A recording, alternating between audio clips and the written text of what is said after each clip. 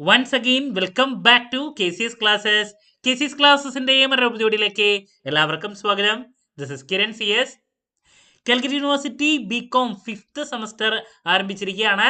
നമ്മൾ already 5th സെമസ്റ്ററിലെ 6 സബ്ജക്ട്സിന്റെയും detail syllabus analysis video already upload ചെയ്ത് കഴിഞ്ഞിട്ടുള്ളതാണ്. കാണാത്തവരുണ്ടെങ്കിൽ കാണാം.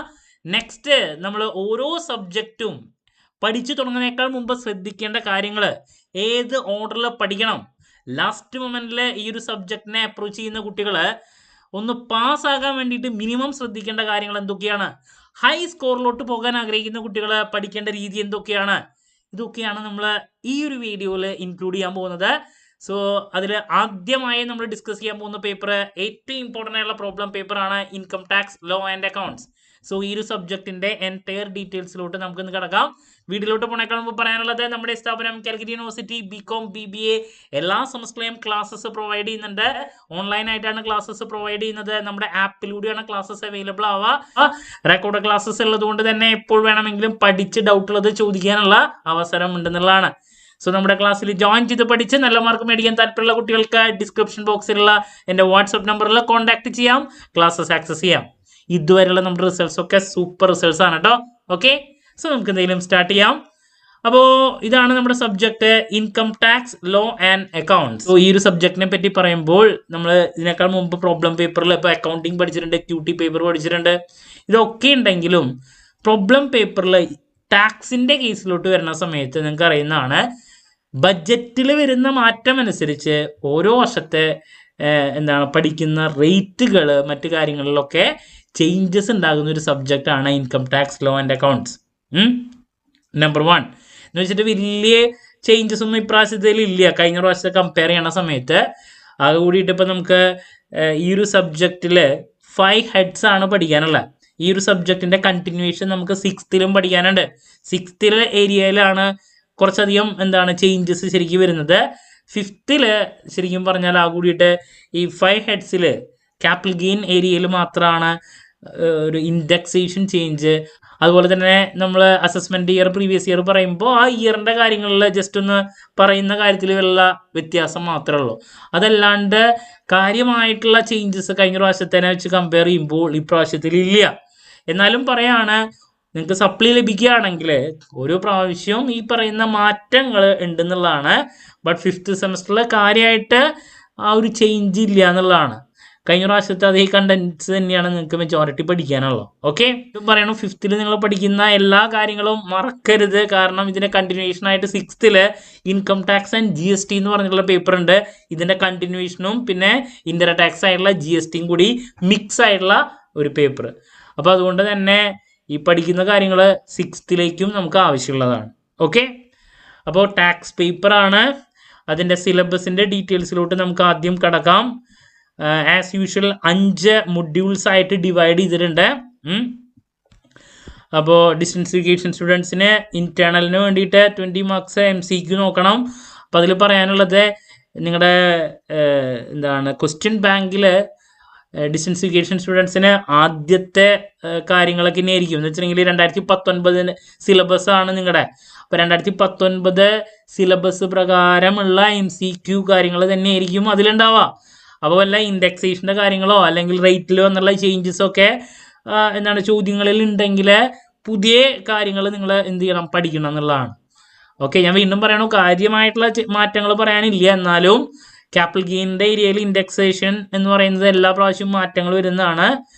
പിന്നെ നമ്മൾ അസസ്മെന്റ് ഇയർ പ്രീവിയസ് ഇയർ പറയുമ്പോൾ ആ ഇയറിലുള്ള വ്യത്യാസം അത് മാത്രമാണ്. 2019 അന്നത്തെ ബഡ്ജറ്റിലത്തെയും ഇപ്പോഴത്തെയും വരുന്ന മാറ്റങ്ങൾ ഉണ്ടെങ്കിലും ഈ നമ്മുടെ 5th അതിൻ്റെ ഒരു എഫക്റ്റ് വരുന്നത് കമ്പാരിറ്റീവ്ലി കുറവാണെന്ന് ഞാൻ പറയുന്നു. ഓക്കെ, ബഡ്ജറ്റിൽ വരുന്ന മാറ്റങ്ങൾ അനുസരിച്ച് പേപ്പറിൽ മാറ്റങ്ങൾ ഉണ്ടായിരിക്കും എന്നുള്ളത് മനസ്സിൽ വെക്കുക.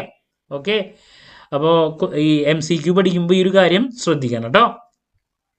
5 മൊഡ്യൂളിൽ ആദ്യത്തെ മൊഡ്യൂള് ബേസിക് കൺസെപ്റ്റ്സ് ആണ്.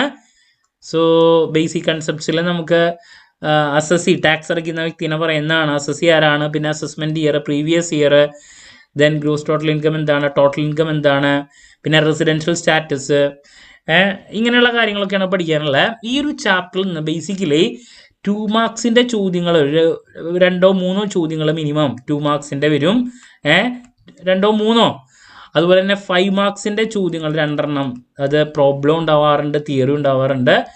ചില സമയത്ത് തിയറി ചോദ്യം എസ്സേക്ക് വിടാറുണ്ട്. എന്ന് വെച്ചിട്ടുണ്ടെങ്കിൽ മിനിമം ഒരു 16 മാർക്ക് മിനിമം വരും. മിനിമം ഒരു 16 മാർക്സിൻ്റെ വരാറുണ്ട്. പിന്നെ വേറൊരു ചോദ്യം എസ്സേ ഇടുന്നുണ്ടെങ്കിൽ മാത്രം കുറച്ചും കൂടി കൂടുതൽ വരാം. മിനിമം 16 മാർക്സ് നമുക്ക് എക്സ്പെക്ട് ചെയ്യാൻ സാധിക്കുന്നതാണ്. അപ്പോൾ ആദ്യം എന്തായാലും ഓർഡറിലോട്ട് പോകുമ്പോൾ നിങ്ങൾ ആദ്യം മൊഡ്യൂൾ നമ്പർ 1 തന്നെ പഠിക്കണം. ഓക്കെ, പിന്നെ നെക്സ്റ്റ് വരുന്നത് മൊഡ്യൂൾ നമ്പർ 2 ആണ്. വലിയൊരു ചാപ്റ്ററാണ്, ഇൻകം ഫ്രം സാലറി ആണ്. 5 ഹെഡ്സ് ആണ് നമ്മൾ പഠിക്കുന്നത്. എന്ന് വെച്ചിട്ടുണ്ടെങ്കിൽ ഒരു ഇൻഡിവിജ്വലിന് ലഭിക്കുന്ന പലതരത്തിലുള്ള ഇൻകത്തെ നമുക്ക് 5 ഹെഡ്സ് ആയിട്ട് ഡിവൈഡ് ചെയ്യാം. അതിൽ ആദ്യത്തെ ഹെഡാണ് സാലറി എന്ന് പറയുന്നത്, കുറച്ച് ലെങ്തി ആണ്. അപ്പോൾ അതുകൊണ്ട് തന്നെ നിങ്ങൾ ഫസ്റ്റ് മൊഡ്യൂൾ പഠിച്ചതിന് ശേഷം സെക്കൻഡ് നിങ്ങൾ ഈ പറയുന്ന സാലറി ഹെഡ് പഠിക്കാൻ ഞാൻ സജസ്റ്റ് ചെയ്യില്ല. അങ്ങനെ ആകുമ്പോൾ നിങ്ങൾ പഠിച്ചു കഴിയില്ല, നിങ്ങൾക്ക് ചിലപ്പോൾ വെറുപ്പ് തോന്നാനുള്ള സാധ്യതയുണ്ട്. അതുകൊണ്ട് തന്നെ ലാസ്റ്റ് മൊമെന്റിൽ പഠിക്കുന്ന കുട്ടികളും അല്ലെങ്കിലും ഈ സബ്ജക്റ്റിനോട് കുറച്ച് താല്പര്യം തോന്നണമെങ്കിൽ നിങ്ങൾ ഫസ്റ്റ് മൊഡ്യൂൾ കഴിഞ്ഞ് നേരെ മൊഡ്യൂൾ നമ്പർ 3 സെക്കൻഡ് ഹെഡായിട്ടുള്ള ഇൻകം ഫ്രം ഹൗസ് പ്രോപ്പർട്ടിയിലോട്ട് പോകുന്നതാണ് ഏറ്റവും നല്ലത്. കാരണം ചെറിയൊരു ഹെഡാണ്, നമുക്ക് പഠിക്കുന്ന സമയത്ത് കുറച്ചും കൂടി കോൺഫിഡൻസ് ലഭിക്കും.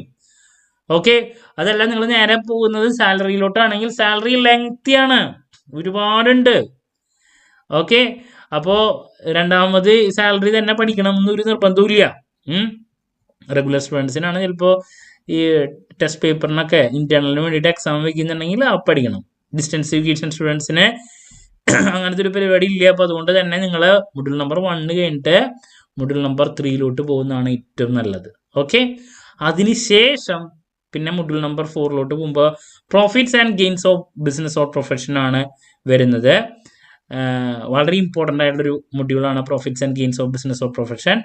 അപ്പോൾ നിങ്ങൾക്ക് മൊഡ്യൂൾ നമ്പർ 3 കഴിഞ്ഞാൽ ഞാൻ നെക്സ്റ്റ് സജസ്റ്റ് ചെയ്യുക മൊഡ്യൂൾ നമ്പർ 5 ക്യാപിറ്റൽ ഗെയിൻ ആണ്.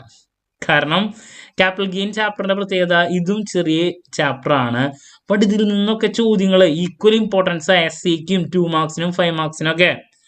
അപ്പോൾ ചെറിയ ടോപ്പിക്കുകളായിട്ടുള്ള HP-യും അതുപോലെ തന്നെ ക്യാപിറ്റൽ ഗെയിനും പഠിക്കുക. അപ്പോൾ ഫസ്റ്റ് ആദ്യത്തെ മൊഡ്യൂൾ പഠിക്കുക, അതിനുശേഷം മൊഡ്യൂൾ നമ്പർ 3 രണ്ടാമത് പഠിക്കുക, അവിടെ HP ആണ് വരുന്നത്. പിന്നെ മൊഡ്യൂൾ നമ്പർ 5 ക്യാപിറ്റൽ ഗെയിൻ മൂന്നാമത് പഠിക്കുക. ഓക്കെ, പിന്നെ നിങ്ങൾക്ക് PGBP ഉണ്ട്, അതർ സോഴ്സ് ഉണ്ട്, വേണമെങ്കിൽ അതർ സോഴ്സിലോട്ട് തന്നെ വേണമെങ്കിൽ കിടക്കാം. നാലാമത് അതർ സോഴ്സ് പഠിക്കുക, അതും കമ്പാരിറ്റീവ്ലി ഈസിയാണ്. പിന്നെ നിങ്ങൾ PGBP-യിലോട്ട് പോയിക്കോളും. PGBP-യും അതുപോലെ തന്നെ സാലറിയും ആണ് ഏറ്റവും വലിയ ഹെഡ്. ഒരുപാട് പഠിക്കാനുണ്ട്. അപ്പോൾ നിങ്ങൾക്ക് എന്താണ് കുറച്ച് സമയം കൊണ്ട് അവസാനിപ്പിക്കാൻ സാധിക്കുന്നതാണ് ഈ പറയുന്ന മൊഡ്യൂൾ നമ്പർ 1.